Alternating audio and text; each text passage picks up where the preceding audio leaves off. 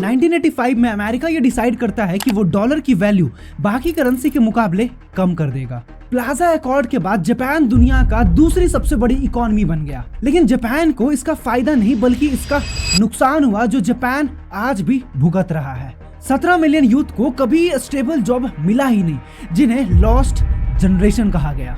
कुछ ने तो सुसाइड कर लिया और कुछ ने तो 2070 में जापान होगा बुड्ढों का देश, क्योंकि जापान में बच्चे ही पैदा नहीं हो रहे। जापान में आप कुछ भी रेंट ले सकते हो, चाहे पेरेंट्स को ही रेंट में लेना हो, चाहे वाइफ रेंट पे लेना हो, गर्लफ्रेंड, फ्रेंड्स या पेट्स ही क्यों ना हो।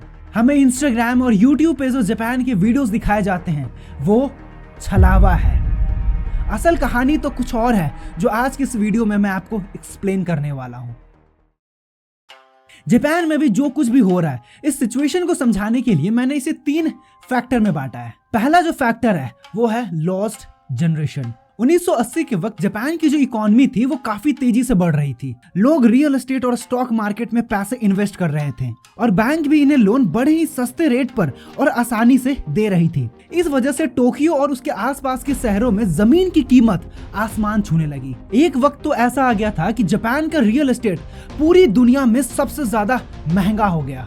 जापान और जापान की चीजें पूरी दुनिया में पॉपुलर होने लगी, जैसे में टोयोटा और होंडा की कार्स, सोनी के कैमराज, कैसियो वॉच, सोनी और फिलिप्स के सीडी प्लेयर, नाइकी के Air Jordan shoes, Levi's, Panasonic का micro oven, VCR, washing machine, in fact Coca Cola, Pepsi, McDonald पूरी दुनिया में पॉपुलर हो चुके थे। लेकिन 1990 में जापान की इकोनॉमी क्रैश कर गई। जापान का सबसे बड़ा निकी स्टॉक मार्केट 1990 में 43% तक गिर गया और 1992 आते आते अपने पीक से 60% तक गिर चुका था। निकी स्टॉक मार्केट में $1 ट्रिलियन का लॉस होता है, जबकि रियल एस्टेट में $3 ट्रिलियन का नुकसान होता है। लेट सपोज कि 100 की चीज सबसे पहले 57 की हुई, फिर और गिरकर वो सिर्फ 40 की रह गई। 1980 के वक्त पर जापान को राइजिंग सन कहा जाता था, लेकिन वही सन डूब चुका था। पर क्यों? जापान के साथ ऐसा क्या हुआ? देखिए, मैं आपको शॉर्ट में एक्सप्लेन कर देता हूँ कि जापान की इकोनॉमी क्रैश क्यों हुई, क्योंकि अगर मैं डीप में गया तो पूरा टॉपिक का थीम ही बदल जाएगा। क्रैश के पीछे का कारण था प्लाजा अकॉर्ड 1985। नाउ 1980 के वक्त पर यूएस का जो डॉलर था वो काफी ज्यादा स्ट्रॉन्ग हो चुका था और अमेरिका का ट्रेड डिफिसिट बढ़ने लगा। इन शॉर्ट अमेरिका को नुकसान होने लगा, खास तौर पर जापान और जर्मनी के साथ, क्योंकि उस वक्त पर जापान दुनिया का दूसरी सबसे बड़ी इकोनॉमी था और उसके प्रोडक्ट अमेरिका में भी काफी ज्यादा पॉपुलर थे। इससे अमेरिका की लोकल इंडस्ट्री को नुकसान हो रहा था।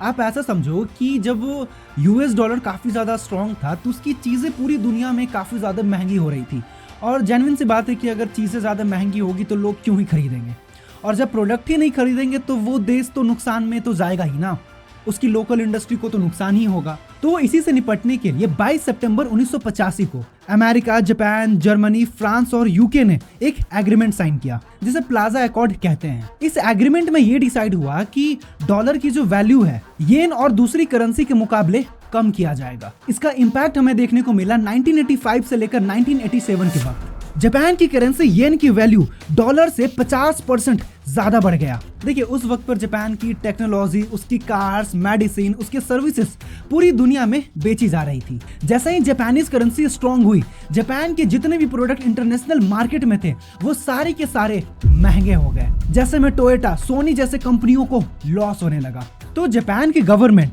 और जापान ऑफ बैंक क्या करती है कि सस्ते रेट पर सिर्फ 2.4% के रेट पर लोगों को लोन देने लगी। जापान की गवर्नमेंट का सोचना था कि अगर हम इंटरेस्ट रेट को अगर हम कम कर देते हैं तो लोग पैसे ज्यादा इन्वेस्ट करेंगे, लेकिन हुआ इसका उल्टा। ये एसेट बबल बना और ये फट गया। मतलब प्राइस असल डिमांड से कहीं ज्यादा बढ़ गई थी। बड़ी बड़ी कंपनियां जो ऑलरेडी लॉस में चल रही थी, लेकिन सस्ती लोन की वजह से वो कभी बंद ही नहीं हुई। एट द एंड जापान की इकोनॉमी क्रैश कर गई और इसका असर पड़ा उस वक्त के जनरेशन पर, जिन्हें लॉस्ट जनरेशन या आइस एज जनरेशन कहा जाता है। इसमें कुल 17 मिलियन लोग थे। देखिए, जब जापान की इकोनॉमी क्रैश हुई थी ना, तो जापान में हायरिंग प्रोसेस बंद हो गया था। 1990 से 2004 के बीच ग्रेजुएशन करने वाले के एक पूरी नस्ल है जिनकी उम्र 20 से 24 साल थी, उन्हें कभी परमानेंट और स्टेबल जॉब मिला ही नहीं। जब 2004 में फिर से हायरिंग प्रोसेस स्टार्ट हुआ तो वो लोग 30 साल के हो चुके थे, 30 प्लस हो चुके थे। उन्हें कंपनियां रिजेक्ट करने लगी, जॉब मिलने में उन्हें मुश्किल होने लगा और आज तो वो 50 प्लस हो चुके हैं जो छोटे मोटे जॉब्स या फिर पार्ट टाइम जॉब करके अपना दिन चला रहे हैं। एंड सेकंड जो फैक्टर है ना वो है वर्क कल्चर। ये एक दूसरे से कनेक्टेड है, मैं आपको एक्सप्लेन करता हूँ। देखिए इंडिया या फिर बाकी देशों में क्या होता है ना कि अगर कोई स्टूडेंट 12th पास कर लेता है या फिर अगर वो ग्रेजुएट हो जाता है तो वो अपने क्वालिफिकेशन के अकॉर्डिंग प्राइवेट या फिर गवर्नमेंट जॉब करता है। लेकिन जापान में सिस्टम थोड़ा अलग है जिसे सीन सोटुसु CIO कहते हैं। फिर मैंने स्क्रीन पर नाम लिख दिया तो आप देख लेना यार। इसका मतलब होता है फ्रेश ग्रेजुएट हायरिंग सिस्टम। इसमें क्या होता है ना कि कंपनियां फ्रेश ग्रेजुएट को हायर करती है, उसे ट्रेनिंग देती है, उसे चीजों को सिखाती है, इन शॉर्ट वो कंपनी के लिए तैयार करती है। ये प्रोसेस जापान में हर साल होता है। अगर कोई स्टूडेंट इस मास हायरिंग को अगर मिस कर देता है तो उन्हें कभी भी परमानेंट जॉब या स्टेबल जॉब्स नहीं मिलते। इनफैक्ट जापान में तो शायद ऐसा भी रूल है कि अगर आप रोलिंग स्टोन हो, मतलब कभी इस जॉब पे, कभी इस जॉब पे, कभी उस जॉब पे, तो कंपनियां आपको हायर ही नहीं करेगी। तो उस टाइम पर जिन्हें जॉब्स नहीं मिला उन्हें लॉस्ट जनरेशन कहा गया। इसमें कुछ तो ऐसे भी थे जो हफ्तों महीनों तक खुद को एक कमरे में बंद रखते थे। रिश्तेदारों से, सोसाइटी से वो अलग हो गए। ना तो कभी वो किसी से बात करते थे और ना ही उन्होंने कभी शादी की। इनफैक्ट ये सुनकर तो मैं लिटरली शॉक्ड हो गया था कि 35 प्लस होने के बावजूद भी वो अभी भी अपने पेरेंट्स पर डिपेंडेंट है। जरा सोचो यार, 35 प्लस की उम्र में तो लोगों के छोटे छोटे बच्चे हो जाते हैं, लेकिन जापान में उस जनरेशन के लोग अपने पेरेंट्स पर डिपेंडेंट हैं। जापान में इन्हें हिकोमोरी कहा जाता है। जरा ये देखिए, साल 2020 में इनकी संख्या 1.15 मिलियन थी। ये कोई छोटा मोटा नंबर नहीं होता है। जापान में बच्चा पैदा करने का दर भी घट रहा है। साल 2022 में सिर्फ 7,58,000 बच्चे ही पैदा हुए, जो पिछले साल से 5.1% कम थे। जापान में 2015 में एक सर्वे होता है। इस सर्वे में पता चला कि अनमैरिड हैं, तो फिर बच्चे कहां से पैदा होंगे। मतलब 1990 के वक्त पर जापान में जो चीजें हुई उसका असर जापान आज भी भुगत रहा है। हम सोशल मीडिया पे देखते हैं ना कि जापान के ट्रेन में लोग कितने शांत हैं, कोई एक दूसरे को डिस्टर्ब नहीं कर रहा है, बट वो लोनलीनेस के शिकार हैं। वो सोलो रहना पसंद करते हैं। इंडिया में क्या होता है कि लोग जहां बैठते हैं अपने फोन को चला देते हैं, मूवीज देखने लगते हैं, गाना सुनने लगते हैं। अगर आप डीप समझो ना तो वो लोनलीनेस के शिकार हैं। इनफैक्ट जापान में सोलो रेस्टोरेंट्स भी हैं जहां पे आपको किसी से बात करने की जरूरत नहीं है। आपको फूड ऑर्डर करने के लिए किसी से बात नहीं करना है। इनफैक्ट रेस्टोरेंट में बैठने की जो जगह होती है ना वो लाइब्रेरी के जैसा होता है कि भैया तुम अपना खाओ, मैं अपना खाता हूँ। किसी से कोई डिस्कशन नहीं, किसी से कोई बातचीत नहीं, अपना खाओ और निकलो वहां से। जरा इस बात को ना डीपली सोचिएगा। हम अगर कुछ दिन के लिए अपने पेरेंट्स से, अपने रिलेटिव या फिर अपने पार्टनर से अलग होते हैं तो हमें लोनलीनेस फील होने लगता है। लेकिन जरा सोचिए उन लोगों के बारे में जो खुद को एक कमरे में बंद करके रखे हैं। 1990 से लेकर वो आज तक अकेले हैं। सर्वे तो ये कहता है कि जापान में 39% लोग लोनलीनेस के शिकार है। मतलब जापान जो बाहर से दिख रहा है ना वो बस एक छलावा है। जापान तो अंदर ही अंदर खोखला होते जा रहा है। रिपोर्ट्स तो ये कहते हैं कि 2070 तक जापान की पॉपुलेशन 126 मिलियन से घटकर 87 मिलियन हो जाएगी, जिसमें सबसे ज्यादा बूढ़ों की पॉपुलेशन होगी। फिर जापान कहलाएगा बूढ़ों का देश। बूढ़ों की संख्या और महिलाओं की संख्या बढ़ जाएगी। मैं आपको एक एग्जांपल देता हूँ। मान लीजिए कि मम्मी पापा हैं 2 लोग और उनके 2 बच्चे हैं। जब मम्मी पापा बूढ़े होकर इस दुनिया से चले जाएंगे तो उनकी जगह वो 2 बच्चे ले लेंगे। मतलब 2 लोग गए तो 2 लोग फिर से पैदा हो गए। लेकिन वहीं पर अगर 2 बच्चे की जगह सिर्फ 1 बच्चा पैदा होता है तो जनरेशन थोड़ा छोटा हो जाएगा, और अगर एक भी बच्चा पैदा नहीं होता है तो जनरेशन ही खत्म हो जाएंगे।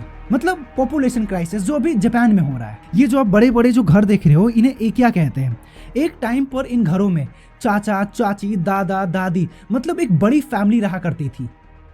लेकिन आज वो घर खंडर बन चुके हैं क्योंकि कुछ घरों से लोग पलायन कर गए तो कुछ लोगों में फैमिली ही नहीं बचे। अब तीसरा जो फैक्टर आता है ना वो मतलब कह सकती हो आपकी ये यूनिवर्सल फैक्टर है, टेक्नोलॉजी। आजकल के जो छोटे छोटे बच्चे हैं वो अपना पूरा दिन इस फोन में बिता देते हैं। ना तो वो ग्राउंड्स में खेलने जाते हैं, ना तो वो अपने दोस्तों के साथ चिल करते हैं, ना ही अपने रियल फ्रेंड से बातें करते हैं।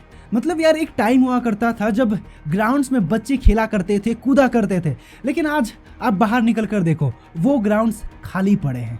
जरा सोचिए जब भारत में ये स्थिति है, यहाँ उतनी टेक्नोलॉजी भी नहीं है। जो जापान जो टेक्नोलॉजी का हब है, मतलब जापान में बच्चे तो बच्चों के साथ नहीं रोबोट्स के साथ खेलते होंगे।